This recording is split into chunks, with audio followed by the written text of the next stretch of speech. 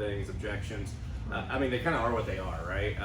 Now, this is where I'm going to literally go into my day-to-day, what I do personally, the process that I teach, and when I'm done with today, I'm going to provide you guys literally an Excel sheet that has like 50 things that we're getting ready to go over in there. And again, this is not my way or the highway. This is, but the things that I am going to go through today is going to be the process, right? So I'm going to get, where it gets a little overwhelming is I am going to give you a lot of language that I use with the customer, and I don't want this to be an arrogant statement, but I've got my language now to where it's very smooth, and some of these 2 or 3 minute spills that I've got memorized, it sometimes feels overwhelming when you're hearing it, because you're like, man, that sounds good, but that's gonna take me forever to like, I'm never gonna say it like that. Or don't worry about the language, right? That'll come with time. Worry about the process, right? And if you take the time to record yourself and practice the language and memorize the language,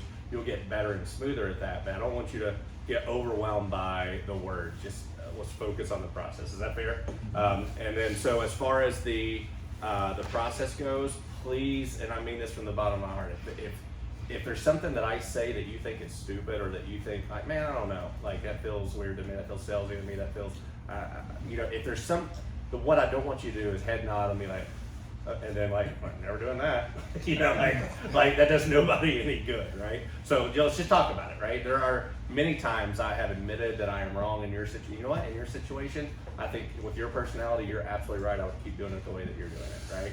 Like I said, it's not, this is the one way, or not, especially with my personality. I'm very, and you may not believe this, but I'm actually fairly an introvert by nature. But when I'm in this mode, it's turn on time. That's why I'm so exhausted when we do. Like when I get home, I'm like, let's have a beer and just chill, like ready to relax. So you turn it on, right? It's it's go time, right? And like I don't know if you guys heard of Lindemann Chimney, but they coined years ago as Chimney Day, right? I mean, literally, you do 3 to 4 of these every single day for years. You get to the second guy on a Thursday, it's the 20th person that you've seen, and you're like, here we go again, another sweeping inspection. This person may be the first time they ever had a chimney sweep in their life. They've had it on their calendar for 4 weeks. They took off work for this moment, and this is their chimney day, right? And so for you to just go through the motions and here there's another number, it's unfair to them, right? And so you got to turn it on every single time, even if it feels like you're a robot going through the same movie, Groundhog Day, right? This is their moment, so you kind of treat it that way. So, so I break the sales process up into 4 stages. This is spin selling at its finest, right? Like I said, it's amazing how much stuff I took from Neil Rackham, and like I said, he's more of a white collar guy. I'm blue collar, but I've just repackaged a lot of his ideas into things that work, because the science and the math is so sound to the studies he did. So I do the open is stage 1, discovery or investigation is stage 2, demonstrating capability is stage 3, and then our close is stage 4. So the open is literally a 90-second type of deal, but it is the most important 90 seconds of the entire appointment, right?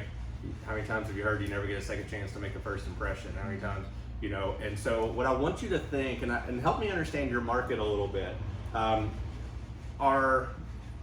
if you were to guess, you don't have to know this exactly, but if you were to guess, do you see more females alone, more males alone, or more couples together? I'd say females. Females alone.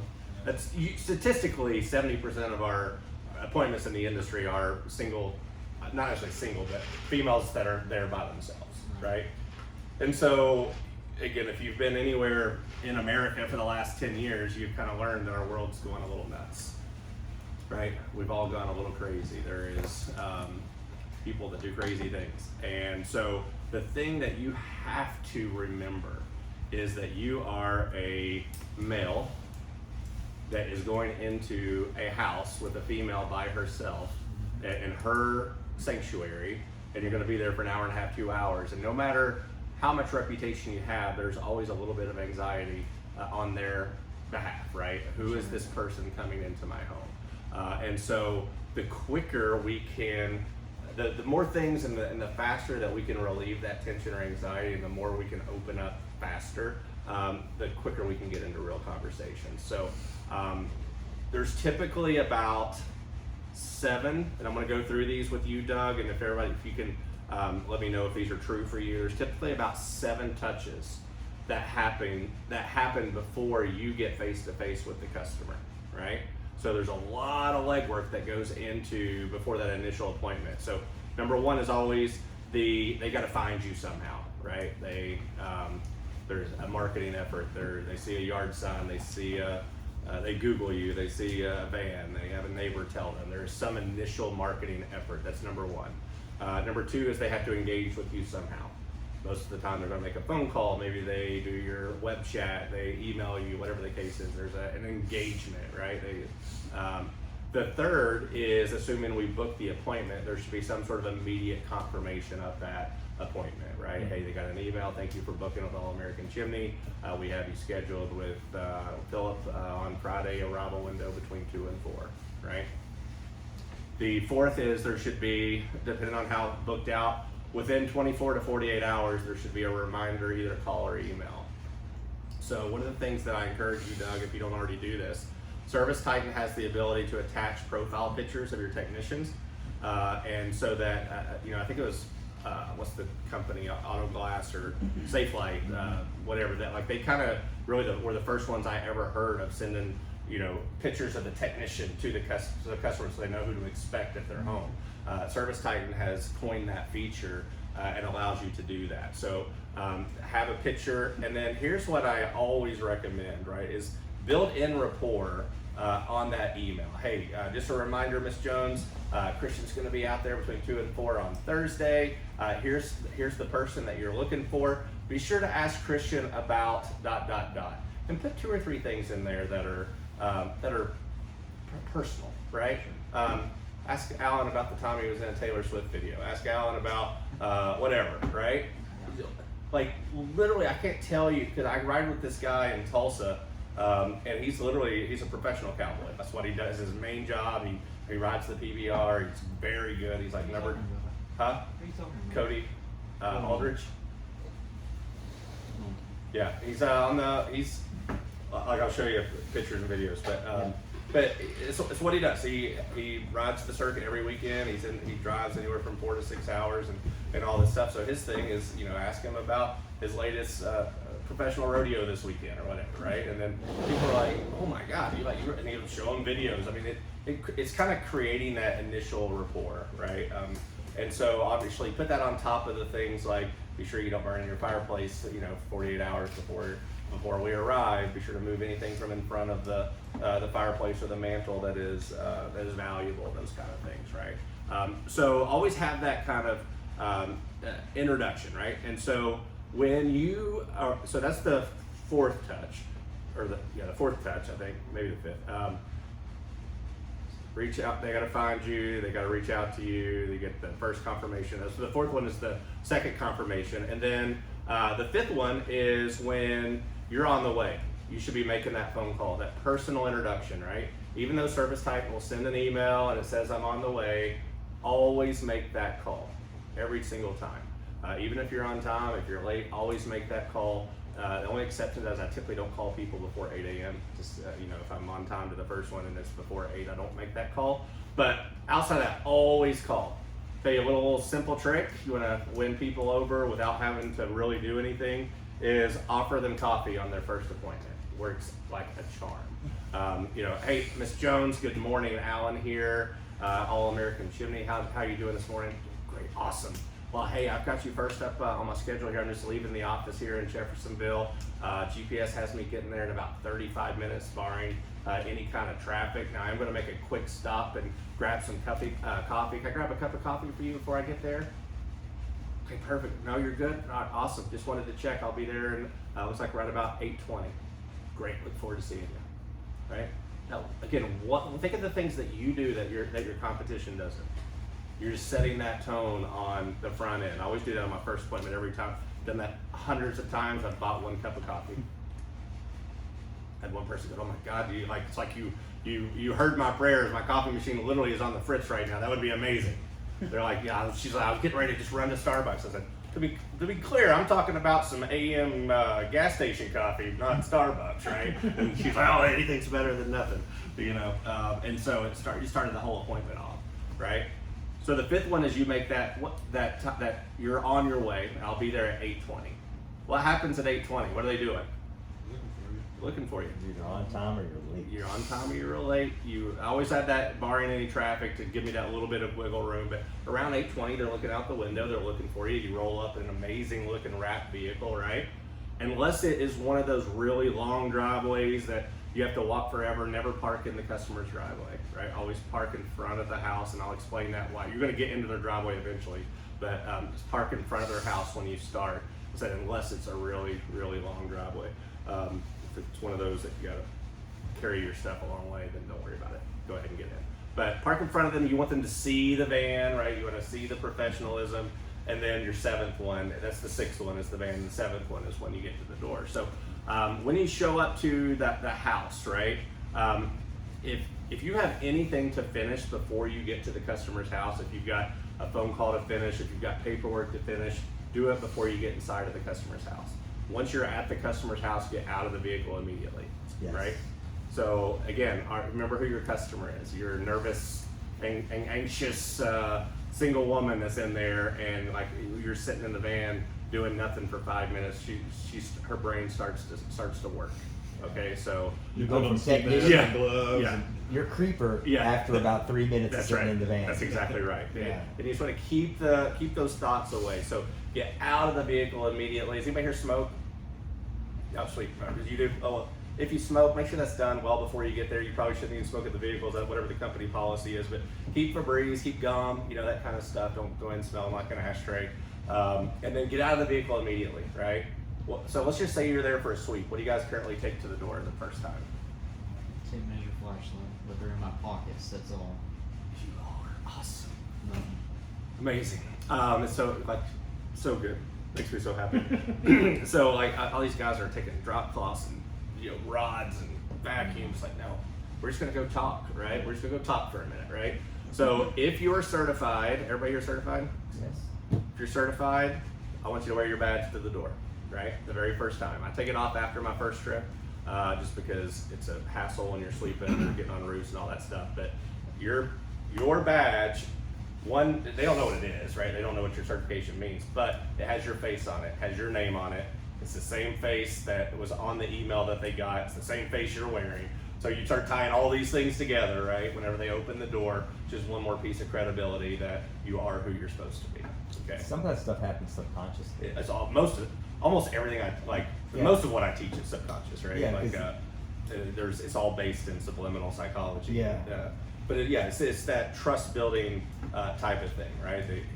He called me. He was pleasant. He has a nice looking vehicle. I got an email with his face on it. That's who he is. He's got this secondary form of ID. You should be looking professional, right?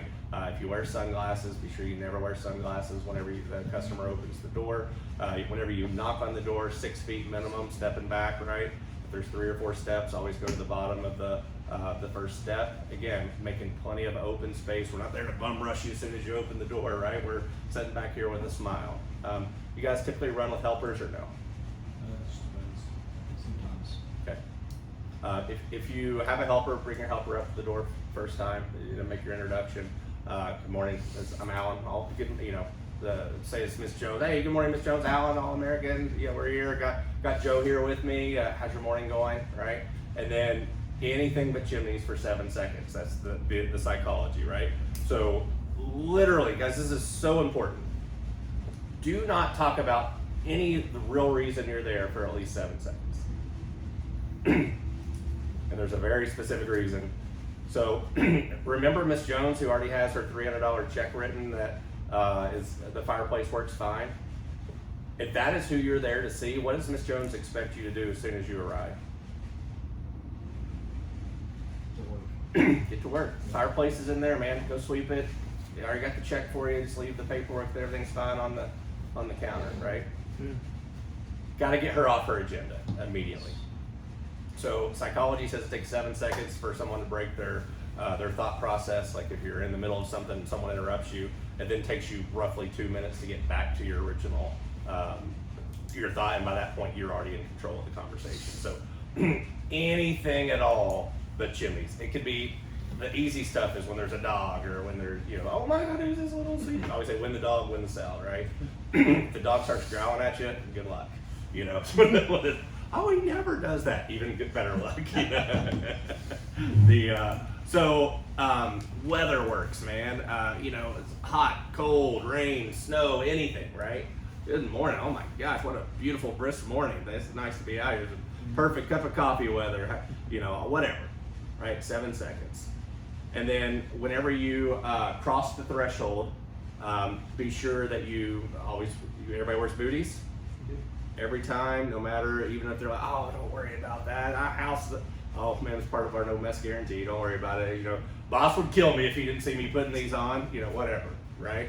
So now there are exceptions to that. Obviously, if it's a construction zone, or it's like there's paper down, things like that. But once you get the runners down, obviously you don't have to wear booties. But so the open, and then we go straight into our opening questions. But so it's literally, we get out of the vehicle quickly, we wear our badge, we look presentable, we knock, we back up, we make plenty of room for them to open the door. We introduce ourselves, we introduce our helper, we talk about anything but chimney for 7 seconds. We cross the threshold and we put on our booties, and then we hand them our business card right then. Okay. Again, the business card is one last thing that I am who I say I am. This is the 4th point. I'm relieving anxiety, that I am who I say I am. Now, one thing that I personally like, and I'm sure you don't have this now, very few people do, is I like business cards with people's faces on them, right? Again, it's just one more, whenever they go back to that card, they may not remember the name, but they remember, the experience, they remember the person, like, oh yeah, I remember that dude. I can't tell you how many times I'll run into someone at convention that I have been in a truck with. Like, I've trained them, spent 8 hours with them, and then I'm like, God, I know that face, but I'm struggling, all this stuff, and they're, oh, what's going on, hey, man? It's kind of like one of those kind of deal that when they see your name and face together, it's just that kind of final piece of putting things together, right?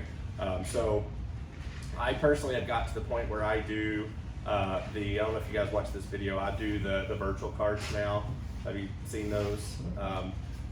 Is it where you scans onto the phone? Yeah. So I mean, you still need to, in your all's work, you still need to have the regular business cards. But for those that are into that kind of thing, let's see where if I have one here. Yeah. So like this is like my Rush Profits card, and it's like thick as hell, and like literally you scan it, and it pulls up my picture, my name, and you can save it into your iPhone. It's got my phone number and all that stuff. Just really, really easy. Because most people don't keep business cards anymore, to be honest. It kind of goes into a drawer, gets thrown away. But everybody has their phone on them, so if you can get your name into their phone, that's a win, right? So. Absolutely. Got too many cards. Doug, I know they even make cards now that you can scan that will actually take you to your Google page so you can write a review. Yeah. I've seen those. Yeah, they absolutely, I forgot the name of it, but yes, they absolutely have that too. So I hand my business card, and then you guys typically have an iPad when you go in. I usually don't take mine first. Okay. Just one. Yeah, not a huge deal. I do like to, whether it's on the phone or the iPad, I like to, so let me just make sure I hit all of this here, yeah. The one thing I just remind people that we want to, your customer will reciprocate your pace. So if you're in a hurry, they'll be in a hurry, right? You slow, like if they're in a hurry and you slow them down, they'll slow down, right? Especially during COVID, we got, during that time where everybody was working from home and like nobody wanted to be interrupted. It's like, hey, I'll be back here, just, and all that kind of, you want to slow it down, let them know, what their involvement's going to be. So whenever I'm getting ready to transition from the open to discovery, I tend to use my iPad, and I basically just pull up the record and I say, all right, or pull up service type. It's like, all right, so Kevin, let me look here. Office has some meat down here. Looks like we're doing a sweep. Looks like a level 2 inspection, open masonry fireplace. See here. No previous service history. Looks like you had told them that it's been like 2 or 3 years since you'd had it last looked at, but no known issues. Does that sound pretty fair? Okay, good. All right, so, all right, cool. Well, Kevin, talk to me a little bit. What's going on today? What brings me out today, right? Yeah. And so, if I just start with what brings me out today, they're going to say what they already told the office. Well, you're here to look at my fireplace, or you're here to clean my fireplace, right? But if I go through and I say, so I see I'm here to look at your fireplace, it looks like cleaning, no known issues, all that stuff. All right, tell me a little bit more. What's the deal? What prompted the call, right? It makes them tell you their real reason, right? And so they may tell you 5 things, they may tell you 1 thing, they may tell you 10 things.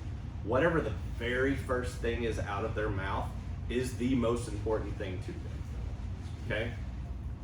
That is the problem you are solving. It could be as simple as, hey, I just want to make sure the fireplace is clean and good to use for winter. So if something keeps them from being able to use it in the winter, that's your calling card, right? It could be, well, hey, last time we used it, it gave us a little bit more of a smell than we were used to. Now, that is the reason that you're there. Hey, I thought I heard something in the chimney. Now that's the reason you're there, right? So that is the transition into the discovery. Always an open-ended question. Always. So tell me a little bit about what brings me out today. So tell me what's going on. What's the purpose of today's call? Please, if I'm ever in the field with you, do not start with, so we having any issues? It's like the worst thing you can do. Because if I ask you if you have any issues and you tell me no, where does that leave me? I nowhere to go. You have now verbalized you have no issues, no problem, and I gotta work that much harder to really explain to you that you do have issues, right? So what brings me out? What are we trying to accomplish? I'm not here to find issues, I'm here to help you achieve whatever you want. And if what you want happens to be an issue, I will help you resolve it, right? But I'm not here to find issues and help you fix those issues. Does that make sense? Yeah. Like it's one of the biggest mistakes people make. They'll walk in and like, all right, fireplace, great. So y'all get much use out of it? It's like, yeah, we use it all the time. Cool. Have any kind of issues? When's the last time you had it serviced? Like a couple of years ago. Okay, well, cool. Let me tell you what we're gonna do. And it's kind of like you have no idea where you stand in this whole appointment. Like, so we're gonna talk about why we do discovery, the importance of discovery, and kind of.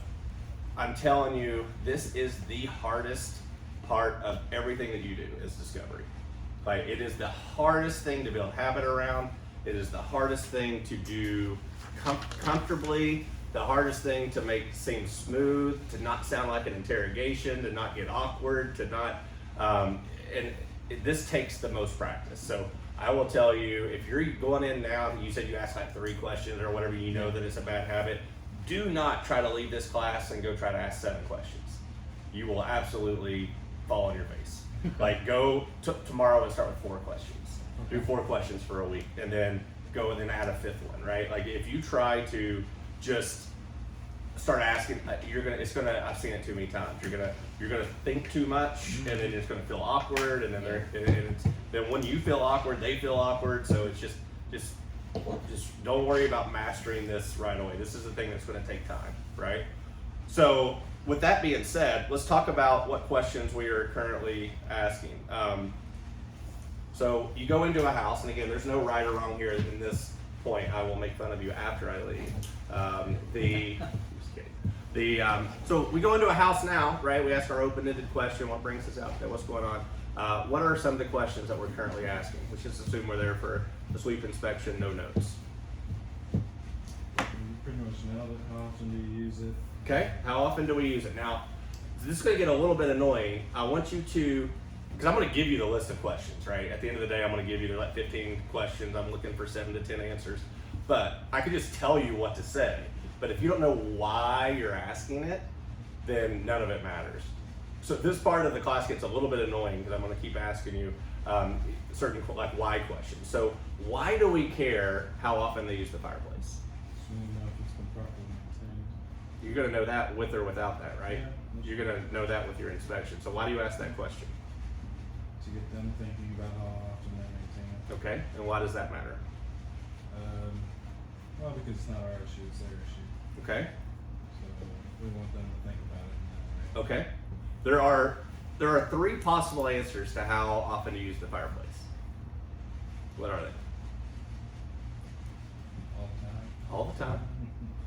Never. Never? Once in a while. Occasions. Yeah, holidays, once in a while. All 3 of those require follow-up questions. Otherwise, you have 0 information. Right? Someone says, you know, oh, how much use you getting out of this thing? Oh man, we haven't used it in 10 years. What's your next question? Why? Yeah. It's not a hard one, right? None of this is trick questions. Okay. Why'd you call a chimney sweep for a fireplace you haven't used in 10 years? And I'll literally word it that way, like a little more jovial and funny. Okay. Calling a chimney sweep for a fireplace we don't use. I got it. Cool. So, yeah. I mean, I'll literally be like, so what's the goal? Are we trying to use it? Or are we thinking about using it? Like, I have to get more information, right? If it's just like, yeah, we haven't used it in 10 years, and then I go and tell them they got to spend 10 grand, they're like, dude, I don't use it, right? Like, I have to get the information now to help me later. Otherwise, I already know how the proposal's going to end, right? We do dry vents. You use that, Yeah, right? Okay. that's right. Over here. Yeah, it's amazing that people, like I see it all the time in Discovery. It's like we haven't used that in 10 years. Okay, well, so when's the last time that it was, like we just kind of go right on, and when we miss all the gold that is right there, right? Why are we not using it? What is the purpose of today's call? Are we looking to use it? Why are you not using it? What happened the last time you did use it? All those kind of things I have to know, right? Let's say they use it once in a while. What's our next question? It's a new to you once in a while. Yeah, well, okay, I just use it during Christmas and Thanksgiving. Well, now, Would you like to use it more than that? yeah, I mean, maybe, but it's a pain in the ass. What if it wasn't? Oh, perfect, right? That's exactly, like, why are we only using this twice a year? Well, I hate a fireplace, but my grandkids love it, and they come over, and they want to see the fire. It's such a pain in the ass for me to put this thing together, and then, yeah, well, what wasn't a pain in the ass? What if you could hit a button and get fired? Would you know? Whatever, right? Put them into the moment. Now, here's the tricky one. What happens if they use it all the time? What do you do? I guess thing never stops burning in the winter. What do you do? What are you hoping to achieve? What are your plans for Yeah, fireplace? just need you to Wanna sweep continue Use it? Yeah, oh, of course. I just need you to sweep it. Everything's great. Okay. Let's get after it. We'll find out. Yeah. So a lot of people start to think, oh, sweet, they use their fireplace all the time. When I find problems, they're definitely going to fix this because they love their fireplace. It's the opposite. They use their fireplace all the time. They perceive there's no issues, right? So you're going to have a much harder battle telling someone that uses their fireplace all the time that they can't use it, because in their mind they use it all the time and it's fine, right? So we have to bring them along that neat journey. Otherwise, they're going to be like, man, I don't know. Like I've been using it 30 years. It's really not a problem, right? So, all right, all this is one question, right? How often do you use the fireplace? And then all the little pivots that it can take. What's another question? How do you, for someone that, let's say they said never, how do you see yourself using the fireplace? Yeah, what's the goal for today then? If we're not using the fireplace, what's the goal for today, right? Are we thinking about selling the home? Are we, whatever, right? There's a reason they picked up the phone and called you, and I have to find that reason. No one randomly picks up the phone and calls a chimney sweep after 10 years of not using the fireplace. There's some catalyst to that call, and that's the thing that I'm fixing, right? So, and I don't want you to make up questions that you think I want you to say. What are we currently asking? And if we're not asking them, that's okay. We're going to get into that. But besides, how often are we using it? What else are we asking? I do ask if they've had any kind of performance issues Yeah. with the fireplace. Yeah, and keep in mind, I don't mind you asking that question later, right? It just can't be the very first No, thing that you walk in. Yeah, like we get through everything and we're okay, great. I think I have all the information I need. Is there anything else going on that I need to know about before I get started? Right, maybe something like that, but not just like flat out asking. Are you having any issues? Nope. Okay, well, damn. It's kind of like. Are we given the perception that we're looking for problems whenever we say You stuff are, like that? yeah. I mean, it's kind of like, and like I even heard you say it earlier when we were talking about. We'll get into this when we get into the scan. A lot of times in this industry, is the way they taught it forever. Is, hey, I'm going to scan your chimney to make sure you don't have, right? You want to make sure there's no gaps, cracks, voids, obstructions. That's like terrible language, right?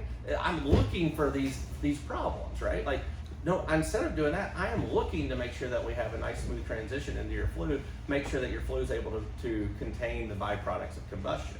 Right? This is what I want to see, not what let me make sure you don't have, because then when you find those, it feels like more of a setup, right? So it's just like, this, it's positive language, everything's positive, right? How can I help you? What are we looking to do? Uh-oh, we got something that's keeping you from getting that, so let's talk about that, right?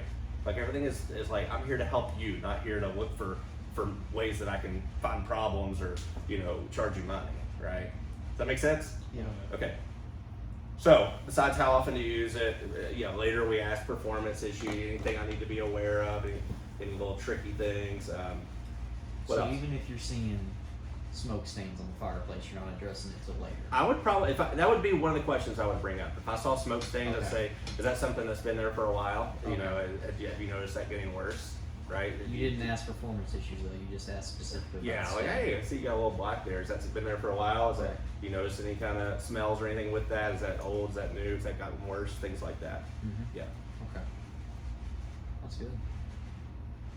What else? Have you noticed any water in your fireplace? You notice any kind of water in your fireplace? Yet, right? Maybe, like it comes into that. Again, the only reason I would ask that question is if I had evidence that could have been. If I see efflorescence, if I see white streaking, I was like, hey, I noticed. Same thing with noticing a stain. Is that old? Is that new? Have you noticed any kind of active water into the fireplace, or is that something that's happened a while ago, right? You don't want to let them think you're looking for problems, right?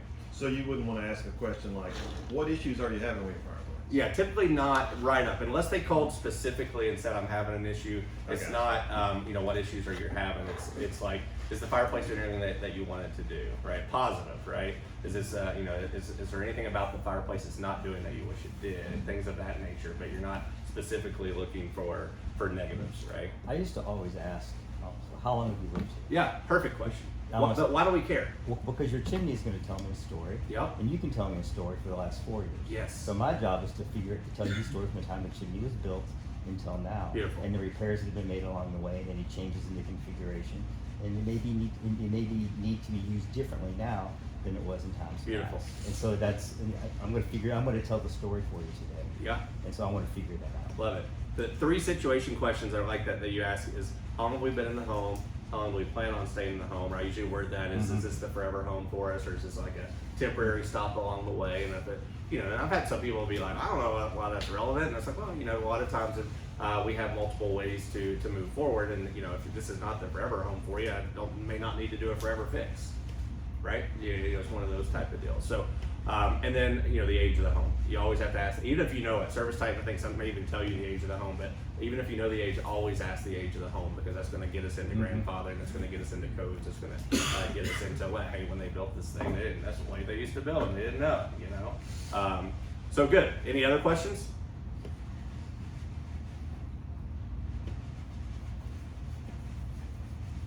Okay, this is normal, right? Don't be embarrassed. Oh, it's either good or bad. My financial advisor. You just made money, or make a change. How's the market doing right now? I'm just kidding. So let me kind of go through. So here's the idea, right? Spin questions, right? The situation, problem, implication, need, payoff, right? We want to ask a mix of these types of questions. I said most people ask 2 to 3 questions. That's what you said. That's what you guys did here today, basically. Again, I'm not as concerned about the number of questions that we ask. The whole goal of this is to find out what's important to the customer, right? Why am I here? What do they want? How can I be the guide to help them? Do I find something they care about, right? Do I have enough information to present and possibly take away something that they care about, right? So again, it's not what I find, it's what they care about. Now, here's a couple of tests, right? You can absolutely go into an empty house and do a perfect inspection. Would you agree? Right? You don't need a customer to do your job, right? You could literally never ask one question, and you could put together an inspection report, and you could put together a proposal. Agree? Yeah. So why do we need the customer?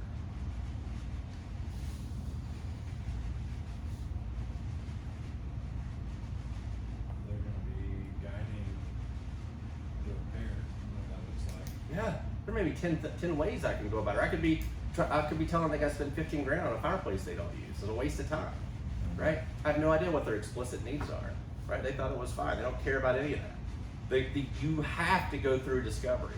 If you don't have a customer there, you still have to go through discovery, right? You call the customer, you're on the way. Hey, Mr. Jones, I'm on my way. Oh, thanks, by the way, I had to run out. I'm not going to be there, but the door's open, whatever. There's a lockbox on there. Oh, okay, no problem. Well, do you have 2 minutes now where I can just kind of, understand a little bit about the purpose of today's visit? Can you tell me a little bit about the reason for your call? And then you go through all that over the phone, right? You still go through the discovery with the customer. You say, well, if you're not going to be there, this is probably going to take me about an hour, hour and a half. I'm going to put together a report of everything that I found. And if I have any recommendations, is it okay if I call you and talk about my findings and see which way you would like to proceed? Oh, yeah, no problem. Okay, perfect. What time can I call you right after this appointment? Hour and a half? Well, I'm going to be in meetings, Alan. Can I call you right after work, like 5 o'clock? Yeah, that would be perfect. That'd be great. Awesome. Well, I'm going to put together, I'll have an inspection report. I'll email that over to you. But before I put together any recommendations, if I find them, we'll talk first about 5 o'clock today. Right? You still have to do the discovery because that's what tells you which way to lead them. So here's another test for you, and this is the one that hurts because I already know the answer. Let's say you went to 3 appointments today. All 3 appointments needed 15-foot heat shields and parges, right? Same easy ranch setup, bread and butter jobs, 15-foot heat shields, joints missing, unparged smoke chambers, right? When you sit down with those 3 customers, if your presentation is exactly the same on all 3 of those, you're selling heat shield. You're selling product. Your presentation should never sound the same, even if it's the same product. The whole reason you ask discovery questions is to present your proposal in a way to help the customer achieve what they wanted, right? So if you're literally going through the same presentation, you're selling product for price, right? If I had Miss Jones that told me, hey, Alan, what's the goal today? Well, Alan, I'm about ready to sell the house, right? And I just want to make sure that, I don't have any surprises during the inspection, right? The way that I would sell heat shield there is, hey, Miss Jones, unfortunately, we did find a couple things that will get caught in the inspection, but the good news is it's not a full reline. I've got basically, you have a few little missing joints. I'm able to do a much more cost-effective repair than breaking out all this tile and putting in a big metal liner that's going to cost you tens of thousands of dollars. So, and even better yet, not only is this going to be a little bit more economical, it's got a lifetime transferable warranty that we can put to whoever's going to buy your home, so they have that peace of mind of having a functioning fireplace, right? If I have somebody that, Alan, they're taking me out of here in a coffin, bro. This guy, I ain't leaving this house ever. Well, cool, man. Well, the nice thing about the product I'm recommending for you here is it's much more economical than one. Even if you're not selling it on being more economical, this is a non-destructive method of keeping your flue the same size without having to get into any type of demolition and construction inside your home. And the even better part about this thing is not only is it going to probably save you a little bit of money, we can do it faster. It's also going to have that lifetime warranty on you. So you never, as long as I come out here every year and inspect this thing and clean it, you're never going to have to worry about putting real money into this fireplace again. All right, same product, completely different reason that they buy. Does that make sense? Okay, so if you're honest with yourself, are we changing our proposal or are we selling product? Yeah, and that's what most of the time it is, right? Again, and there's a time to sell product, and there's times where I'm going to show the pictures of the pulling heads and all that kind of stuff. But when it comes to why people buy, no one cares about running a foam applicator up a flue system and pouring mortar in it and squeegeeing it and turning a crank. They care about being able to use the fireplace or fix the fireplace for the sale of their home, to be able to not have surprises, to be able to transfer the warranty. That's all they care about. They don't care if you get in there and put super glue in it, as long as they can sell the fireplace. And so the more we focus on the product, the more, again, like what we talked about before, if it comes to, I really need that, or how much does that cost? Make sense? How we doing? I know the after lunch part is always the roughest, right? So you don't need to stand up and stretch or anything. We're okay? All right. I'm gonna take a Sip of water.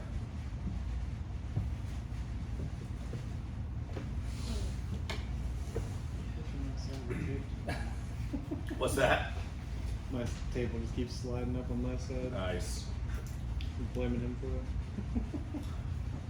I'm going to send this exact slide to you in a PDF, so you don't have to write all this down. But these are the popular discovery questions, right? We went through a lot of them, right? How often, and then the 3 questions after that. When is such a power word, right? When do you find that you use the fireplace, right? When you do when, it puts people into emotion, right? Well, we use it when the kids come over or when the grandbabies come over. And so when you tell them that they can't use the fireplace later, or they shouldn't use the fireplace, it's not that they can't use the fireplace, it's that they can't have those grandbaby memories that enjoy it, right? Well, the when really gives you their why, right? When you have their why, then and you take the why away and they care about the why, then they're more likely to use it, right? But if you're just like, if you don't have that, then it's tougher. You start getting into that, everything how's it working, right? If you need to lead into things like smoke smells because you see stuff, go ahead. What do we like? What do we not like, right? Is it doing everything that you want it to do? You wish it did anything different? Sometimes I'll ask track questions, like like if it's a fireplace, I'll say, so is this giving you all the heat that you need, right? Knowing that it's not really producing any heat, and just kind of, getting them into that conversation. There's another word that needs to be added to this. When's the last time that you had the fireplace professionally serviced? Right? I know a lot of old timers that sweep their own chimneys, and I can already smell the chimney fire, right? Oh yeah, I clean it every year. Oh boy. So how long have we been in the home, right? Is this the forever home? How old's the home? Later I'll get into wood and gas questions whenever I'm cleaning, any kind of water in the home yet, all those types of things. So always, you guys do dryer vents, right? Sometimes. It depends on the compression of the day, how busy are you, Okay. and where is it located, and how dirty am I get to. The last thing I want to do is walk across a clean house after I've cleaned the dirty Yeah. fireplace and be late to my next appointment. Yep. So the answer is ambiguous.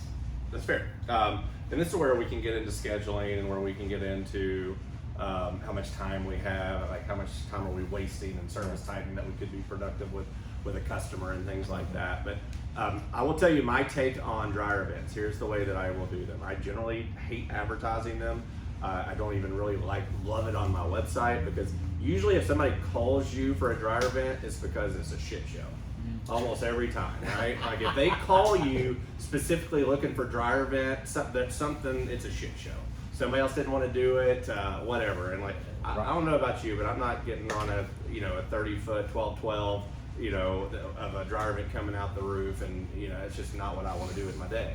So the way that I will do this is say, after we get through with everything, Ms. Jones, a couple things I want you to be aware of. We do deal with everything venting when it comes to the home. That includes anything else that could be going into the chimney. Do we know if there's any water heaters or furnaces that are venting into the chimney? Oh, I'm not sure. Or I think we have an HVAC company that takes care of that, right? Well, they typically take care of the units, but not the venting. So I would like to just do a courtesy check to make sure there's nothing else venting into the chimney, which might require a trip into the basement if that would be okay. And also, I assume you have a washer and a dryer. Oh yeah, absolutely. Well, when's the last time that you've had someone take a look at your dryer vent, right? Last time you've had it cleaned? And I don't know if we've ever had it cleaned. Okay, well, there's actually more dryer vent fires than chimney fires, and in fact, I actually have had a dryer vent fire, and it's no fun, right? So what I would like to do at a courtesy for you today is just take a look and make sure that your dryer is set up properly, and then do an air test on it just to make sure that it's blowing at the speed that it needs to. And if for some reason it's not, we can talk about your options, right? So I always keep the anemometer with me. I always just go and check and do a test. If it's below, was it 1500? I forgot the number even now. 1500 I think is what we want. If it's below that and it's something I'm willing to do, that's the key, right?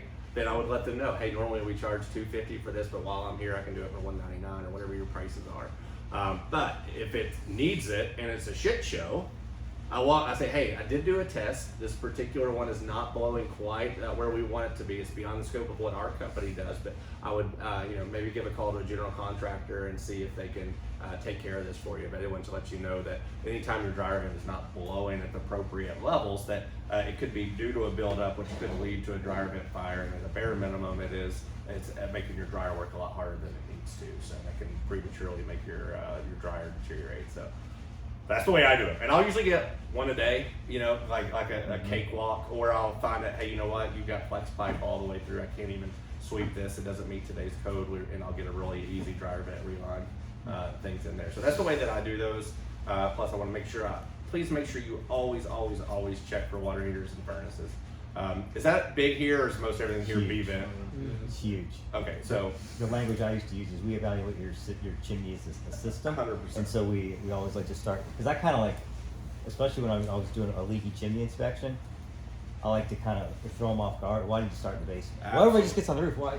Well, you evaluate the chimney as a system. We're gonna make sure it's venting properly. And so you go down there, and that's where the story starts, is in the basement. And so they kind of, that all of a sudden that separates you from the other guy that just 100%. hopped on the roof. 100%. Yeah, I do the same thing. If I'm there for a leaky chimney, I said, well, there's basically 5 places that water come from, or that gets created. 4 are on the outside, 1's on the inside, and the one on the inside produces more water than about all of them on the outside. So let's start there. And then they're like, what are we doing? Like, well, you know, a furnace and a water heater venting into a flue system can produce about a gallon of water an hour. You know how much of a gallon of water is? Imagine that every hour going into your system. And if it's not properly protected or sized, then that water can eat your chimney from the inside out. On the outside, we're going to look at the top of the chimney. We're going to look at anything that can hit the crown of the chimney, cap, crown, masonry, and flashing. And so I'm going to check all 5 of those for you, determine where water could be coming in, and I'll put together a recommendation on being able to take care of all those for you. But yeah, make sure we're always checking water heaters and furnaces. I think, what are the most common ways people are doing top-down scans for utility flues across the country? Most people aren't, to be honest. Most of the time, if we're doing a fireplace and we've scanned the chimney with the customer in the fireplace and we found deterioration, we correlate that your other flue is the exact same way, but it's even worse because there's water also coming from the inside. If I can look down from the chimney and get evidence, if I have I'll use like GoPros sometimes from the top down. I'll have the Waller's really good. Even the chim scan, you can actually just feed down on without the poles, right? Just kind of go through. But most of the time, I can get what I need. I'll open the clean out. There's going to be chunks of shit in there. I'm usually talking about, I'm more about the utility flues. Yeah, that's what I'm talking Oh, about. okay. But Alright, gotcha. do yours here not have, like your utility flues not have clean outs and not too often? Not Okay. generally. If I can pull the thimble, I'll pull it, right, just to get an upshot or see if there's a bunch of debris there. But if it's all encased in mortar or it's a big deal, then I'll just try to get the downshot and kind of go from there. At a bare minimum, I can almost always tell them, hey, it's not sized properly, right? You know, that you've got to, you know, based on this particular system, we need a 6-inch lining system that's going into a 13-inch lining system. And so instead of drafting properly, this water is going in and it's basically going into this much bigger hole that is causing all this condensation, and that's, you know, running, but it doesn't have a proper condensation tee. So all that water is coming back and going into your furnace and causing it to rust and deteriorate much faster than it needs to. So you can at least get to that kind of stuff, right? So we're verifying all the flues, letting them know, and please never go into any part of the customer's house they don't expect you to go into. And then, guys, 2 free questions. Please write them down. Ask them every single time. After you've asked every question that you could possibly think of, you think you have all the information that you need, you ask these 2 questions. You said, okay, great, Kevin, I think I've got everything that I need to get started here. Is there anything that I haven't asked you that you feel is important that I know before I get started? This is where you get sometimes some gold. The one I used in the video, that it was one of the best ones. I was stowing her, and the lady was like, I don't know if this is important, but you know, my husband said the last time he was in the attic, there was a whole bunch of bricks laying by the chimney in the attic. Probably important. Let's go. What Let's did you check. say word for word again? So, Yes. so I'll say I think I have everything that I need to get started today. Okay. Is there anything that I haven't asked you Haven't asked you. that you feel is important that I know before I get started? Right? And then the last question is just simply, great, I got what I need. Do you have any questions for me before I get started? Always ask that, especially, I know it's sexist, but especially to females. There's study after study that says a lot of times women are intimidated to ask service people questions out of the feeling of it being a stupid question. It's like being a kid in high school. It's like you really have a question, but you don't want to be the one to ask because you don't want to look stupid, or you know there's 10 other people that have that same question as you, right? Very true. I'm in technology too, and women all the time tell me, "Thank you so much for not making it seem so intimidating to talk about those subjects." I mean, it really makes a difference when you just bring it down. to them. Absolutely. Yeah. That lady yesterday, she said, "Oh, that sounds stupid." Yeah. Yeah. There's no stupid questions. Well, here." say, well, it depends on what you say. No. I'm just kidding. No, she was super sweet. Yeah. Well, I'll judge that after you ask your question, man. I get what you're saying, though. Yeah, I mean, they do feel that way. and granted, men too, right? Yeah, absolutely. And Kevin will know this better than anybody. I've known Kevin for a long time. Is my wife is the man of the house. Like, this is just the God's honest truth. She is the man of the house. I'm gone 5-6 days a week. If there's something at the house that needs to be done, she does it. She handles all the vendors. She does the yard. She does the you name it. She does it. Like, I kid you not. It's a true story.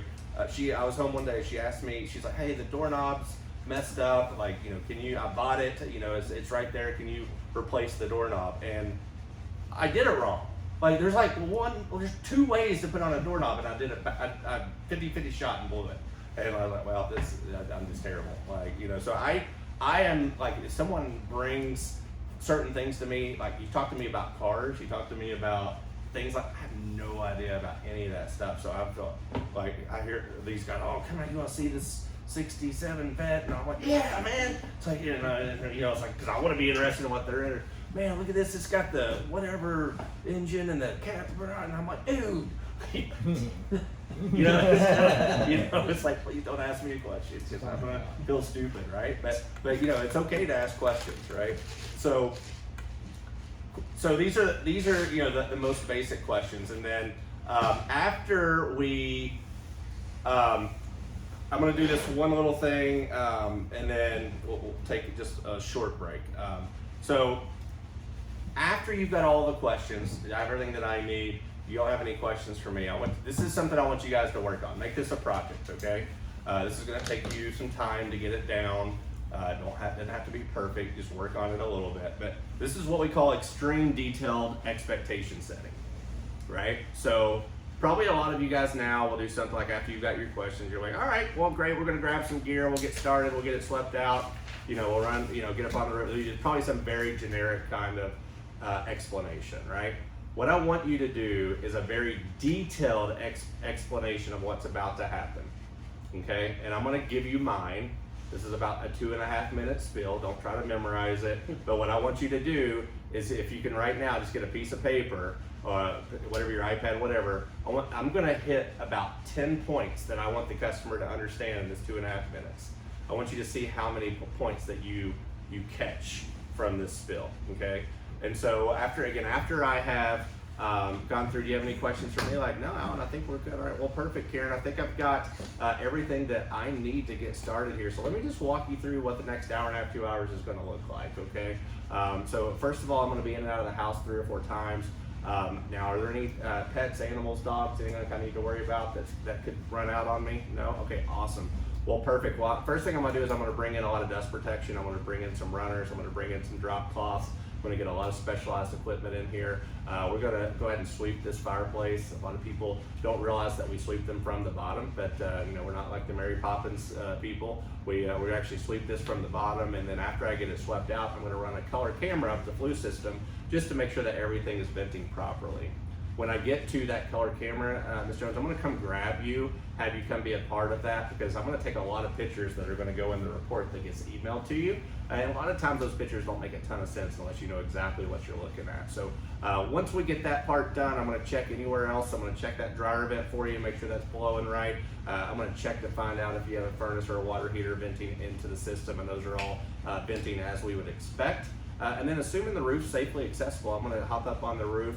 Mainly going to check 2 things. Just want to make sure everything's structurally stable up there and that there's no active points of water intrusion. After I get done with that, I'm going to come just touch base with you. If there's anything at all that I have a recommendation for, I'm going to talk to you about that and see how you would like to proceed.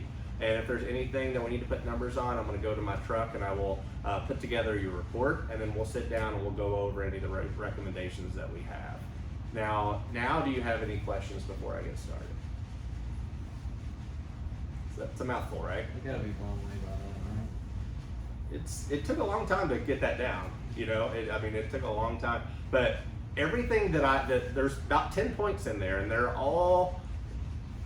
This is classic objection prevention, right? And this is classic psychology, subliminal psychology, sales psychology, trust psychology. So every book in the world that will tell you it does not matter how big or how small a truth is. When you tell somebody that you're going to do something and they see you do it, it builds trust, right? So as simple as I'll be in and out of your house 3 or 4 times. When you go in and out of your house 3 or 4 times, they subliminally say, oh my God, he does what he says he's going to do. I'm going to bring in some dust protection. Hey, not in dust protection.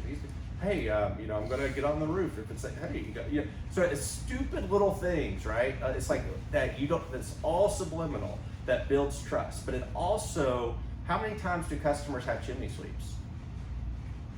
Almost never, right? Maybe you're the first time. How many times have they asked you, so how long is this going to take? Or, blah, blah, blah. I did forget one thing on that spill is I'm parked out in front of the house right now. Is anybody going to be leaving in the next hour and a half, 2 hours? Would it be okay if I pulled into the driveway? And that is what we call go for yes, right? The more yeses you get from your customer on small things, it's again, psychology, just trust me on the science behind it. The more times you get them to say yes, the more they want to say yes to you, right? So we go through that. So let's go through did you guys catch the 10 things? So let's just kind of throw them out there. What'd you guys hear? You give her a time frame? Time frame. How long is this going to take? Absolutely. You told her she'd get a report, She's going to get a report. Absolutely. and that would be emailed. It will be emailed. Absolutely. Good. What else? You work out pricing out in your van. There will be a potential for pricing, or Yeah, if we find any recommendation or we need anything, I don't want to scare them at this point, but if there's anything at all that goes on, we'll talk about that before I leave. Right? Instant gratification. Good. Showing care about her pets. Yeah. I've twice in whatever 10, 12 years I've let a dog go. It's the worst because I've chased dogs down the road. It is the absolute worst. So, but taking care. Most of the time people put their dogs up, but sometimes they don't. So, what else? Set expectations. That expectation. What's the process going to look like? What's the sweep look like? What's the camera going to look like? And building a ton of trust, man, of taking care of their home, putting down claws, taking care of the pets. I'm gonna be in and out. That okay? Yeah, yeah. Okay, if I park in the driveway while you leave. Yeah. All that's trust building. Absolutely. You know, that's great. I think you might have want to mention there's going to be noise when the vacuum. Yeah, So that if they're I working, threw that. if they're working over here, and if the chimney's exceptionally not dirty, Yep. the longer the vacuum's running, the harder you're working. I'll Yep. just throw that out Yep. there. Yep. That's perfect. And a lot of times I will say that too. Now, if they say that they're working from home specifically, I'll say, Mhm. no, like when I run this vacuum, it does have a couple motors. It is pretty loud. Mhm. Do I need to time when I do that with it, or are you going to be okay? For sure, that's a great point. What else? A couple of other big ones. You made her aware that you're gonna meet her during the process. Yes, that's probably one of the biggest things, guys. Mhm. There's no option. In my process, there is no option. It's not, hey, when I get to the camera, I'm gonna, if you'd like to come over, it's kind of cool, or if you want, you can come over and see what. Not an option. When I get to the scan, I am going to come grab you so that you can be a part of this, right? It's very, oh, well, I'm gonna be in a meeting. No problem at all. What time's your meeting? I'll time this around it because it's very important. Because the pictures that I put into the report may not make sense unless you know what you're looking at, right? That was much harder during COVID, I will give you that. Let me ask you, how much importance of the damper?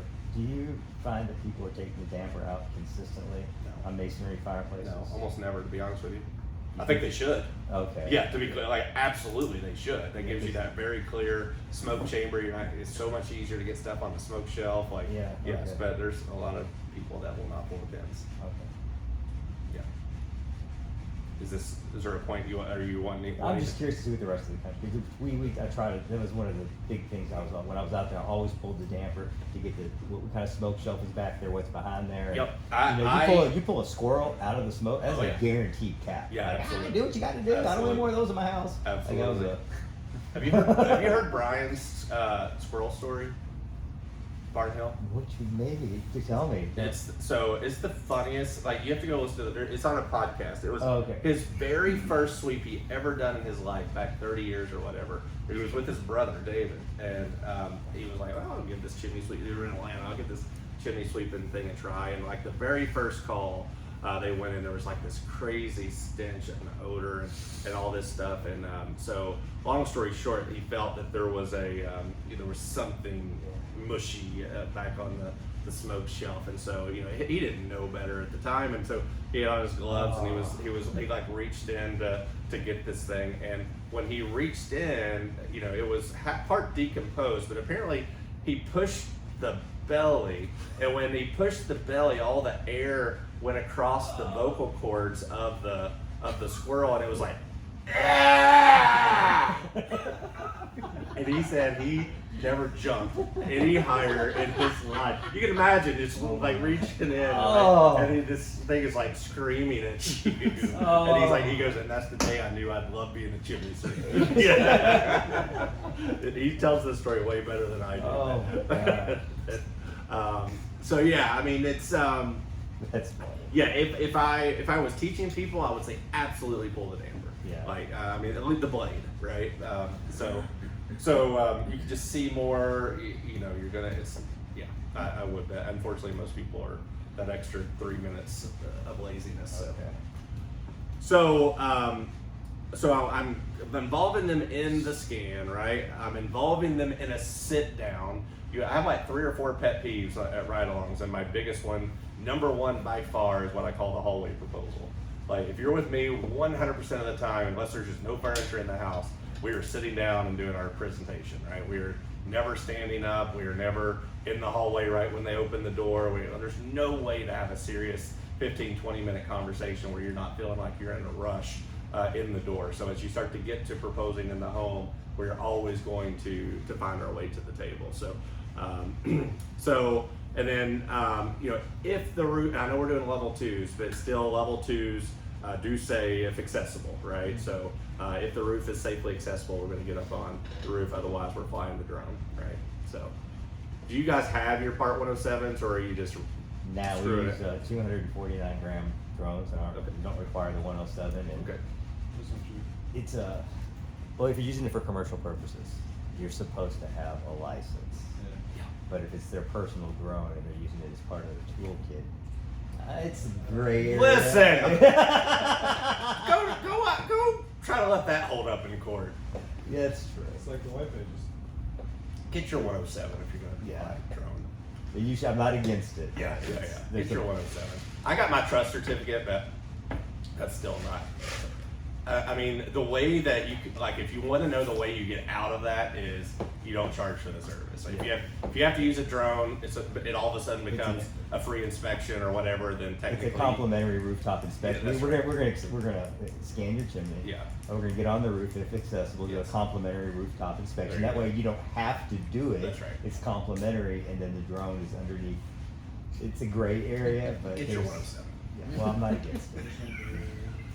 I'm not against it. I'm helping Clay right now. We've been working on it Yeah. for about 4 months. Yeah. How much slowness he got? They changed all the questions.